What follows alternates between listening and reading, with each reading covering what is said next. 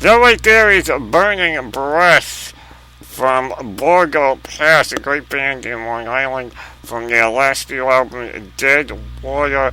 That one is available on iTunes. And as promised, a very exclusive interview, a rare exclusive interview right now. Paul Rosado of Borgo Pass joining me right now by phone here inside the ASYLUM. What's happening, Paul? Oh, man, doing good, Turbo. Thank you very much for reaching out and doing the interview. It's fantastic. Hey, man, glad to do it. I wanted to, there's so much going on with you guys right now, and after last week, and I'm reading some things online about the whole situation with you guys and Seether, and I wanted to make sure that, I got you guys, you on here to say what you guys can say about the situation, because, there's a lot going on. For those of you tuning in late, but let me just refresh you guys' memory on what's going on. Seether did a show here in the New York area at the Paramount in Long Island, and Borgo Pass was all set to be the opening act on that show. Busted their ass to sell tickets and get the word out about that show. Last minute, our buddies in Borgo were yanked off the bill. And now there's all sorts of controversy going on. And Paul, what can you say about, the whole situation? Because there's tons of stories going around, and, it's better to get it from someone that was part of that lineup than to let hearsay take control of what's going on. Yeah, I think there was a lot of confusion immediately after we got canceled as to why we got canceled. And we don't have 100% confirmation ourselves as to why we got canceled. I mean, we definitely know it wasn't the venue. The venue actually offered us the show not even 4 or 5 days prior to the show happening. Filter had dropped off the... I think there was some scheduling conflicts with Filter, and there was an available spot for us. So the club actually reached out to us, offered us the show, and then about 24 hours prior to the show taking place, we got informed from the Paramount that we had to be taken off the bill. Didn't get an exact explanation. It's highly, highly doubtful that Seether themselves, the band, would have anything to do with the cancellation. So usually decisions like that, from past experience, comes from higher up. So I can't even really speculate as to where that order came from. If it came from management, if it actually came from Live Nation, we'll probably never know. Unfortunately, a lot of the people that pay tickets to and expectations to see us play kind of got caught in the middle of it because they weren't able to get refunds. So they went to the show expecting to see Borgo play, and were disappointed. A lot of people were really pissed off. Well, we were disappointed too, and we immediately put the announcement out that we unfortunately got canceled off the show. And people were just speculating online, and there was a lot of backlash. It came very, very messy. So we were made sure that we put out statements, just making sure that people understood what was going on. We didn't want to point fingers at anybody. We never pointed fingers at anybody, and we were very consistent about that from the beginning. So our fans are very passionate, and I guess a lot of tempers flared, and things get a little out of control on social media. I'm sure you know how that goes. Yeah, unfortunately I do, and that was one of the reasons why I wanted to make sure, I got you on here, and I wanted to make sure, somebody got on here to say what was going on, and as anything that has more than one side, if there's anyone listening, on behalf of Seether or the Paramount or Live Nation that, want to maybe shed some light on the situation, you're more than welcome to come on here and shed some light on the situation and call in. But, social media just seemed to run rampant for you guys after this happened. I mean, I saw everything from people really, like infuriated over what was going on at one and not being able to get their money back, as well as some local metal websites that put it up as news and even went so far as to say, well, everyone should boycott Seether so they remember where they came from. And I'm like, that's a little extreme, since the only one that knows what's going on right now were, everyone involved, including you guys in Borgo Pass. Yeah, it was a little weird because we had put out a couple of statements on our Facebook page, on the news feed, as to what we thought, what had happened. And again, we didn't lay blame on any particular entity or person or organization, but I guess people just, I don't know, if they just kind of glazed over it, they didn't read it, if they didn't pay attention to it, and, one thing led to another. It was basically 2 days of bickering back and forth with our fans and Seether fans, and even people that weren't even fans of either band. So everything died down. I mean, we really wanted to move past that, the following day and just concentrate on the next show, which is actually this Friday. So, a lot of things have to fall into place for a band like us, an unsigned band, to get an offer like that. It has to go through a lot of approval and a lot of red tape, and a lot has to fall into place. And unfortunately, a show cancellation like this can happen, in a blink of an eye. So it falls apart very quickly. It takes a long time to get it approved, but it can fall apart very quickly.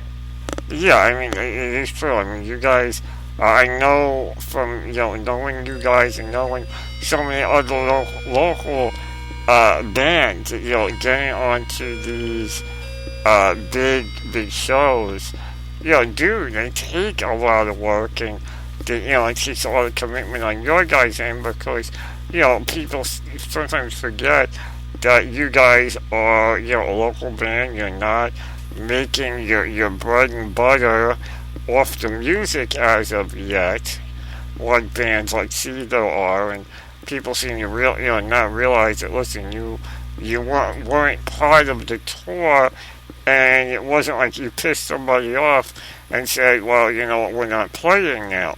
This was just a situation of, somewhere along the line, somebody made a decision that turned into a firestorm online, and it kind of leads me to something I want to get your opinion on, because, it's starting to become an issue, and it's, I guess what happened to you guys is maybe gonna shine a light on what's going on with the music industry, in that there are so many local bands all across this country that are really trying to bust their balls to get their music out there, but yet you've got situations like this where you're on a show, when the last minute you're off the show, or if you don't sell enough tickets for what the headline band wants you to sell, you're off the show, and the whole pay-to-play thing. And, I mean, you guys have been around for a while, and I'm sure you've experienced so many different angles of it. What's your take, considering what just happened? Where do you think we're heading in regards to, the headliners versus the locals? Well, a lot of times when these headliners are coming to venues and they're touring, it's a package deal. They're bringing along their own support. Sometimes it's one band, sometimes it's two or more. And if it is two or more bands, it becomes exceedingly more difficult. Local band like us to get on a bill like that. Especially in a venue of that size, Paramount or the Emporium. Maybe Webster Hall. It's a lot more difficult to get that done. You have to get the venue approval, you have to get artist approval, and then typically if there's a promoter involved, like a Ticketmaster or a Live Nation. You have to get approval from that as well. Usually organizations like that are not going to be local bands getting onto shows.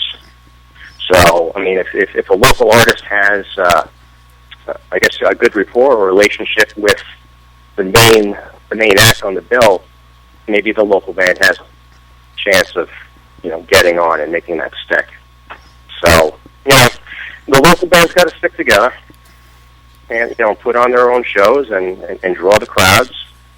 People come, and, a lot of those bands are getting noticed.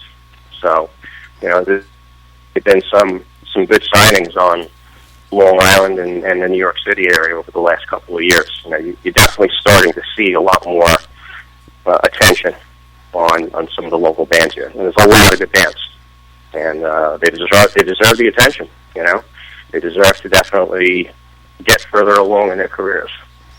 Yeah, absolutely. I mean, you got every band, in the local scene, that really gets behind it and puts their heart and souls into it, like you guys do.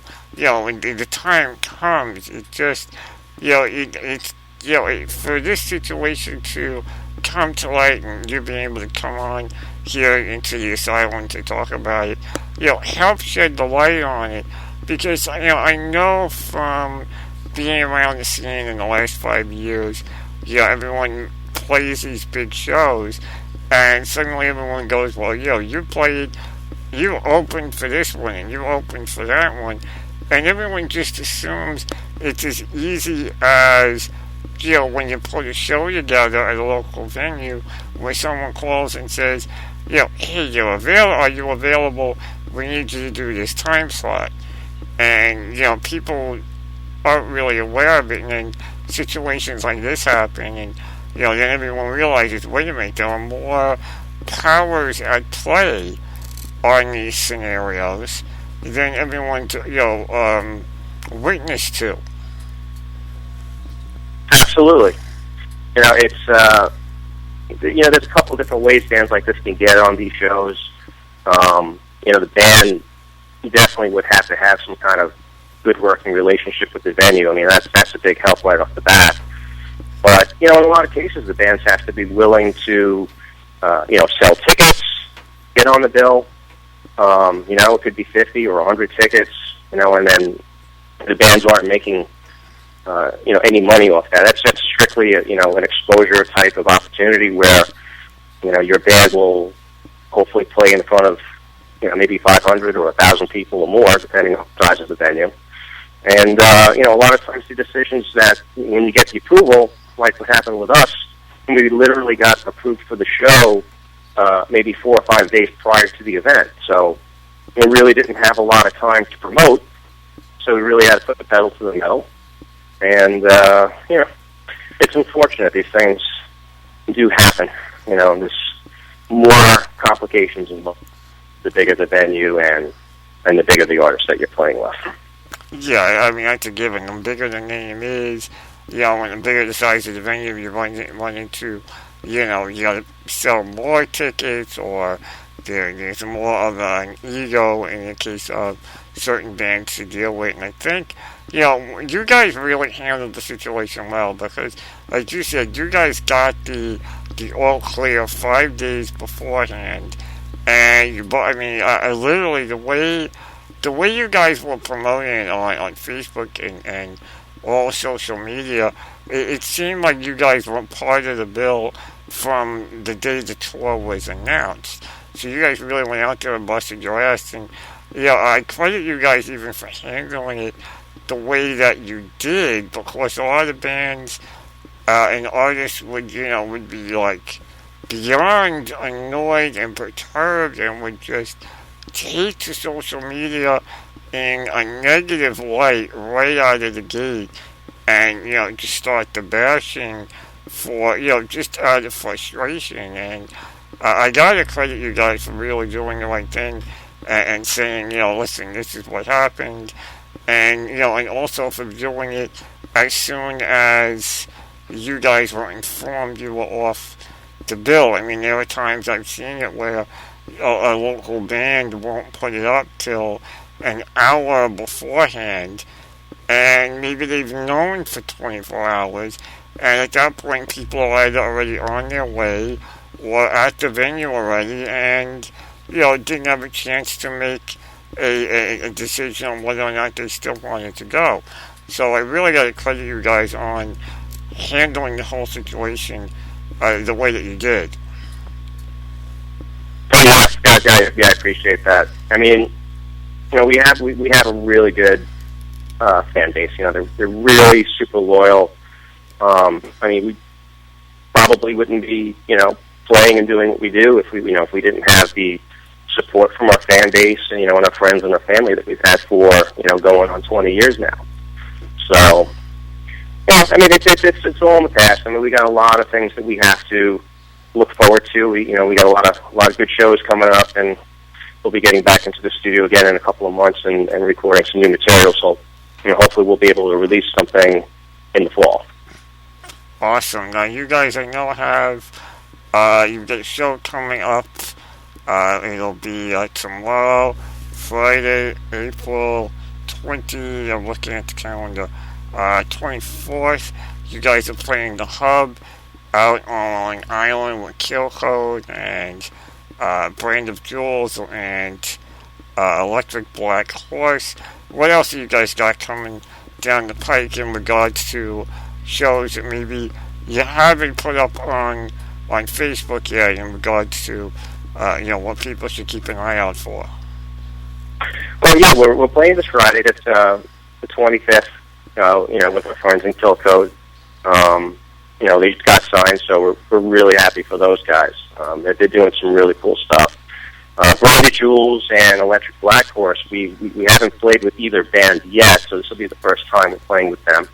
So we're looking forward to that as well. And the venue is actually, it's got a good buzz on it. There aren't too many places to play on Long Island, rooms of this. So, they're trying to get a name for themselves, get a reputation, and hopefully with the lineup that we put together for Friday, we can, kind of all help each other out with that. But we are playing at Mr. Beery's, and I think you got something going on at Mr. Beery's really soon. Yeah, we'll be at the Rock Against Sisyphe out there on May 3rd is when we're going to be, we got something going on at Mr. Beery's. Beery's is a great venue, and those of you listening, if you have not checked out Mr. Beery's, and I'm not saying this because we have a show coming up, and Borgo Pass has a show coming up there, but just a great it's a great local venue, and I tell you what, even if you live in the city, it's worth driving to. And I'm in Brooklyn, you guys know this. Someone from Brooklyn willing to drive to Long Island for a venue, it's a decent venue. Absolutely, they're very, very kind to the bands there. The venue owner, Mr. Beery, he's a great guy. You get a lot of touring bands that come in there, which is really cool. It's touring bands, local or even for signed to independent labels to get into venues out of state. But they've been there for a long time. We're playing on Friday, May 23rd. And we'll be playing with John Wilkes Booth and a band called Worms Meat. John Wilkes Booth, fantastic underground band. That's definitely worth checking out. Yeah, those guys are great. They actually played the Rock Against Sisyphe that we did at Beery's last year, last May. The very first time we went on Long Island doing Rock Against Sisyphe, they got involved. They're like, hey, we're there. That's our place, so we're definitely there. They are definitely a band people should look into. And I mean, hey, when you got, it also speaks volumes, dude. You're a Long Island band. You're promoting other Long Island bands. I mean, that speaks volumes for the idea of community. So many people think that everyone's only out for themselves in the local scene, and here you are not only pushing what you got going on, but you're helping to name drop some other bands out there that you play with and and that just speaks volumes for the scene in general. Absolutely. I mean, John Wilkes Booth, great guys, great band. I mean, I think they're actually just completed a new recording, so I'm sure that's something they'll be showcasing at the show that we play with them at Mr. Beery's. But I mean, all the good bands. It's definitely camaraderie here on Long Island. The scene definitely seems to be, surging the last year or two. Much bigger crowds coming out, and the crowds for the most part stay and watch all the bands. Show up early and stay late. So I mean that's great to see. We haven't had something like that in a long time. So and it's something that is absolutely needs to happen for the Long Island music scene to continue to be pro.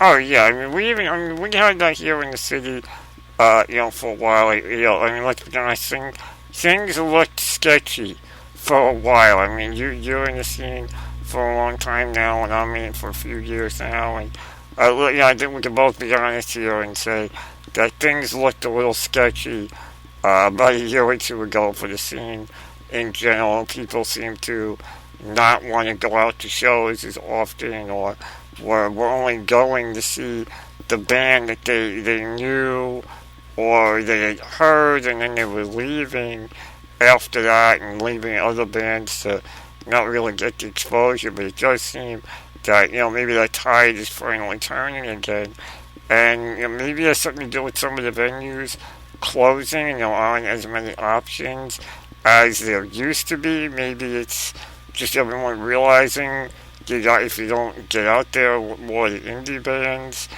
then there's no future headliners. What's your take on it?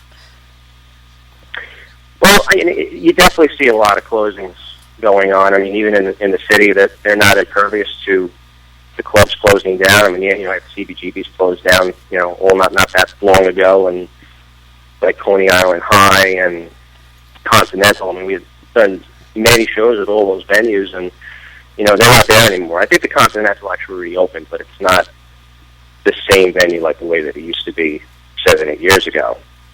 And the same thing happens on Long Island. Venues close down all the time. We had some really good clubs here in the past on Long Island, but over the past couple of years, we had some new venues open. Some really nice ones. I mean, the Paramount just opened 2 years ago. The Emporium, I think, opened maybe a year and a half, 2 years ago. And those are venues that hold, 1,500, maybe 2,000 people, which is great. Unfortunately, with the venues of that size, there isn't a whole heck of a lot of opportunity for local bands to get on those shows. So we've played both venues, but the far and in between, you really just have to make the most of it when you do get opportunities like that. But the Hub, that's going to be a good room. If good bands, popular bands, continue to play there, that venue will definitely take off. And, then you have a venue like Revolution in Amityville, and we probably 20 or 25 times with many national acts and a lot of the great local bands that need to play with to this day. Yeah, I'm always seeing you guys promoting some kind of show at Revolution out in Amityville. That is definitely a venue out on the island that has literally blown up, I guess you could say, in the last year and a half to 2 years. I mean, talk about something that no one really heard of, and then suddenly, there it is. It was, and the timing of it was almost kind of right, because if I remember right, the time that Revolution kind of put itself on the map was right around when the Stone Pony ended up shutting its doors. That club became really popular very shortly after the Crazy Donkey closed down. And that's what I meant to yeah. I got my animals mixed up. Stone Pony, Crazy Donkey. Don't worry, gang. Stone Pony's still open in Jersey. I got my animals mixed up. Crazy Donkey is the one I meant. Well, there's so many of these places closing down, it's hard to keep track of them, right? Yeah, it is. I mean, look, everyone. I think everyone really got worried when it came out last year that Roseland was closing its doors.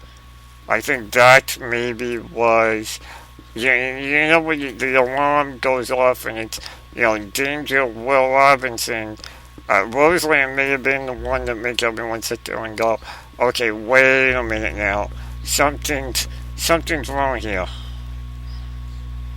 Yeah, that's really a shame that venue closed down. I mean, I can't even, remember how many fantastic shows I've seen in that venue. I mean, a couple of times, and Soundgarden and Slayer, just so many real just icons in the music world. And our friends in Kill Code actually played there a couple of months back. Maybe 2 months before they shut down. So I know that was like a real dream show for those guys. So it was really cool, seeing people that you're friends with play on a stage like that, get a chance, an opportunity to grace that stage. So, for me, I guess that was an appropriate send off to see a friends band at stage.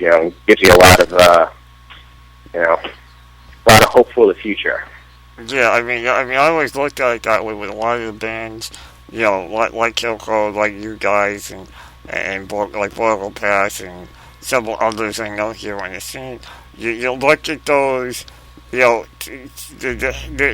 venues that are, headline bands go into, but they're also stepping stones for the local bands as well. And you always have that moment when you heard, a local band that you know of was going to open either at Roseland or Irving Plaza or the Gramercy. You kind of had that sense of, all right, first step, we reached that first step, and now it's just to keep going higher. And, like I said, seeing Roseland shut its doors, it might have been the warning, that warning shot everyone needed, because now your stepping stones are now cut down to basically Irving and the Gramercy. Highline Ballroom doesn't seem to have the power it had a year or two ago. So it's some, but you also still have the Marlin Room at Webster Hall as well. But the small in-between stepping stones, like Roseland, like I said, Roseland going might have been just that warning everyone needed. Yeah, it's true. It's really a shame. A lot of times these clubs close down, and then a new club opens up, and it's really all kind of corporate. Like the Best Buy Theater. I mean, it would be extraordinarily difficult for a local band to get on a show in a venue like that. Yeah, and then now you're tackling all kinds of corporate entities, and that's you really need to be a signed band. I would think to get on a bill in a venue like that. Yeah, and Best Buy really, for those of you who are not in the New York area or have not gotten to the Best Buy Theater, it's not really a huge venue. It's no, not at all. And it's amazing that you got to, and what it comes down to with that theater is it's all about where its location is. It needs a big corporate name to be able to keep it open, and unfortunately, it's in the middle of Times Square, or the way of it didn't have that corporate name connected to it. Well, I think you and I can both agree it probably would not be a music venue. It'd probably be some business or something other than that by now. Yeah, absolutely. But anyway, listen, I know you're busy. I know you got stuff you got to do. Before I let you go, let's leave this on a high note. You were talking about you guys are going to be getting into the studio soon. By my count, let's see, Deadwater is 3 years old, so you haven't gotten to Metallica or Guns N' Roses years in between albums yet, so that's a good sign. We're getting into Tool territory now, right? Yeah, it's Tool territory. I didn't even realize it was 3 years. Thank you for informing me that. It's making me feel older by the second. But Yeah, we're actually we just booked the studio time today. Actually, a couple hours before I got on the phone with you. So we'll be in the studio in July, and I think what we're going to do from this point forward is try to put out 3 and 4 song releases as opposed to full length records. You're going to follow the Phil Anselmo down method of release. Yeah, it's a sign of the times. I mean, people when they're buying music now, they buy everything piecemeal. They buy 1 song off a record or 2 songs off a record. I mean, I'm still a dinosaur. I'll still go into a record store or Best Buy and actually purchase an entire CD. But people like me and you, we're outnumbered by the masses. People they're downloading things online, and they kind of cherry pick the songs they want to hear. So. We just feel now that the philosophy is we can put out more releases more often, and the band will have something to talk about, more often than waiting 2 or 3 years in between releases. Maybe we can put something out every 9 months to a year. Mm-hmm. Now, are you guys still gonna do a physical version? Because I know, as I said, Phil and Selma went down. They're doing. They started that method, if you will, of the EPs every year or so. They still put them out physically. Are you guys going to do that, or are you guys just going to go straight digital like everything else? Well, we'll do both. I mean, typically when we press the CDs, we'll print out maybe 2,000. I mean, the vast majority of those CDs are being sold at our shows. Mm-hmm.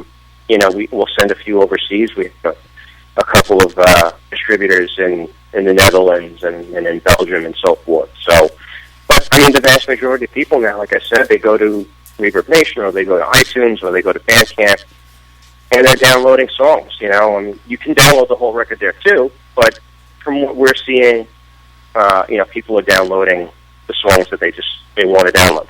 Maybe it's 1 or 2 or 3 songs. Yeah, I mean, like you said, the unfortunate thing is the way the industry has gone. It's more of a pick and choose as opposed to buying a full-length album. You said you and I are a dying breed. I mean, Amazon. I'm waiting for that email from Amazon.com to tell me, you buy so many physical CDs. Do you not like our digital service?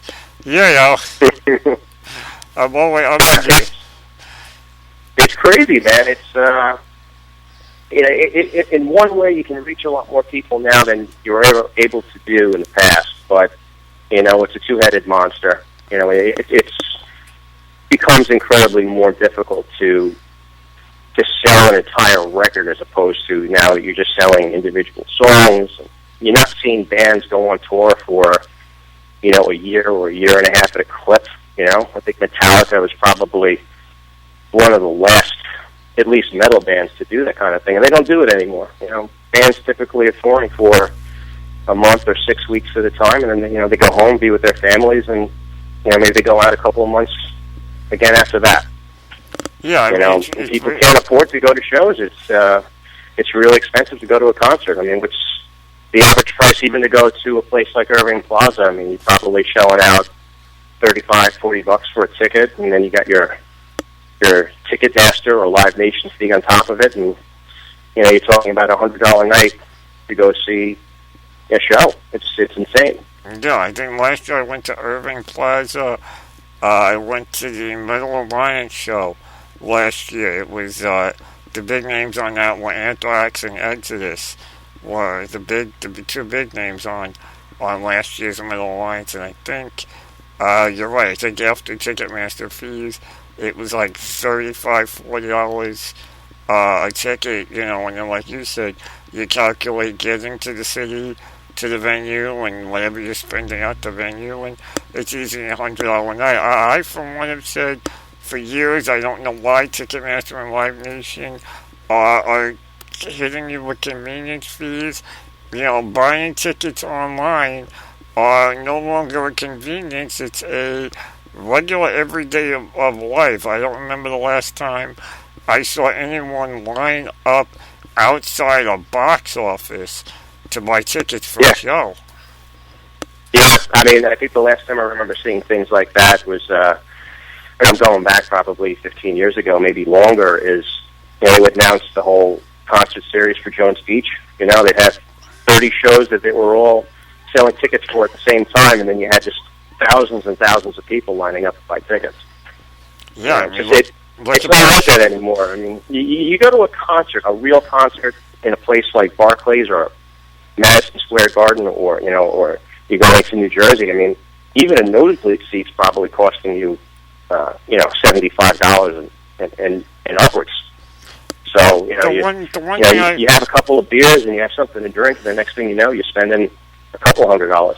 So. The one thing I noticed is it also depends on the bands and the type of tour it is.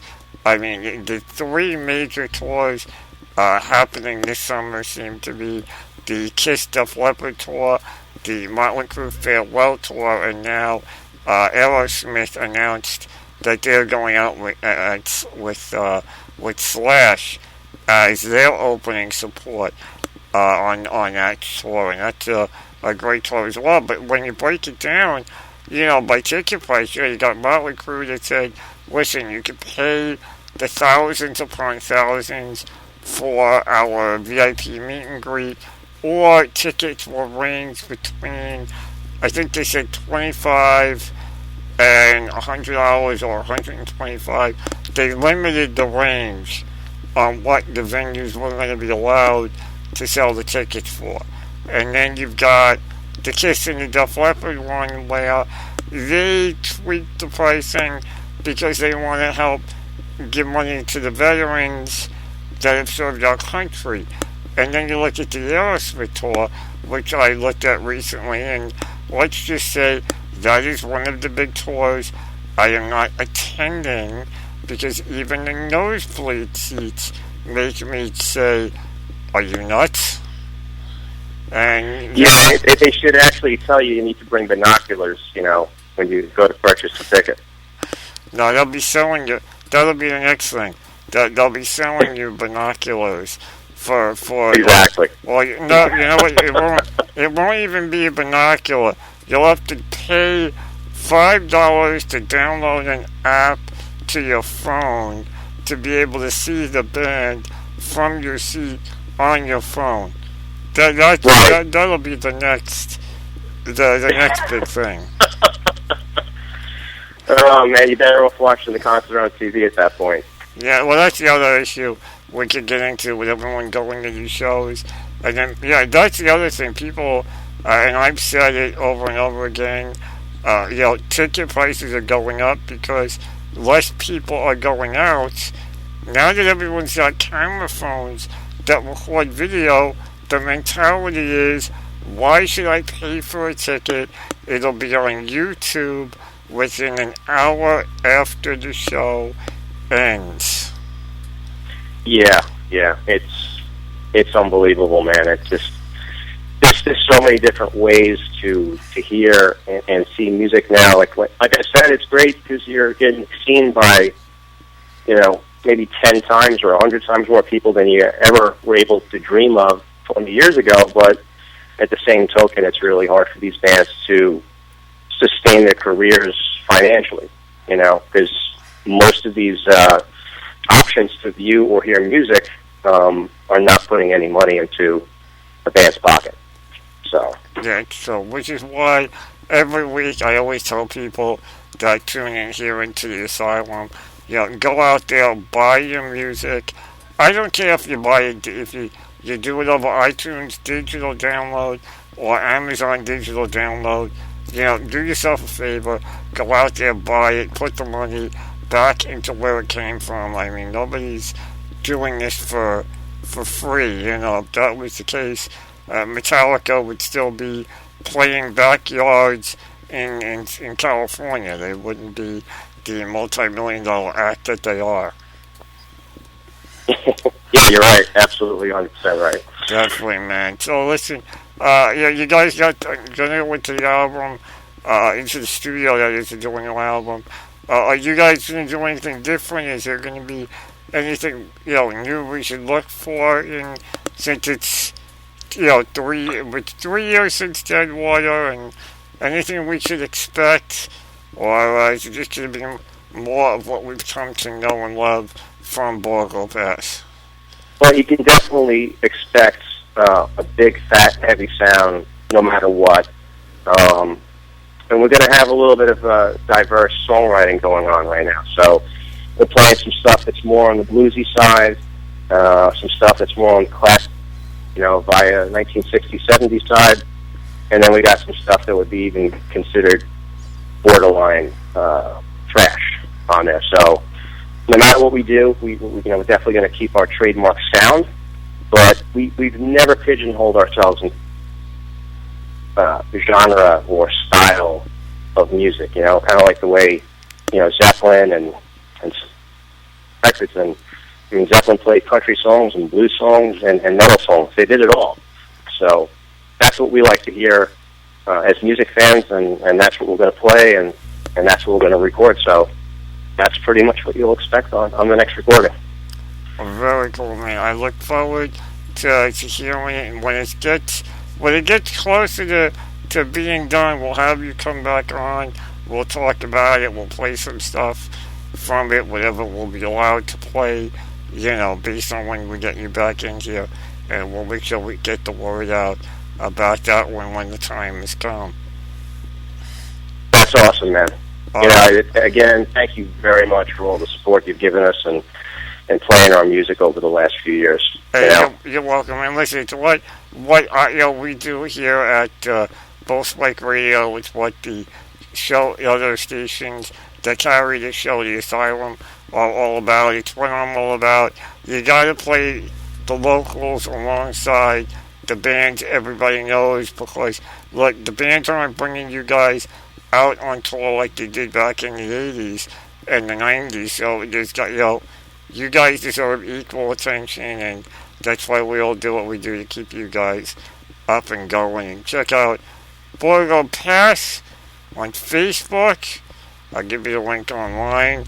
It is facebook.com/Borgo FKN Pass. And if you're a regular fan of Borgo, you know what they're also called.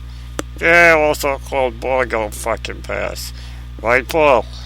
You there, brother? I'm here. Alright, I thought I lost you. Alright, man. Before I let you... Thanks a lot, man. Yeah, man. I got Deadwater still sitting in front of me. What should I play from me, brother?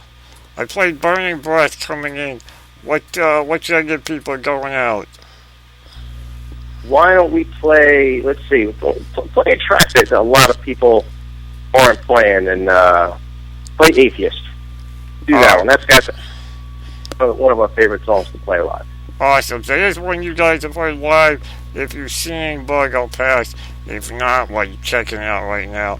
Atheist from Borgo Pass right now inside the Asylum.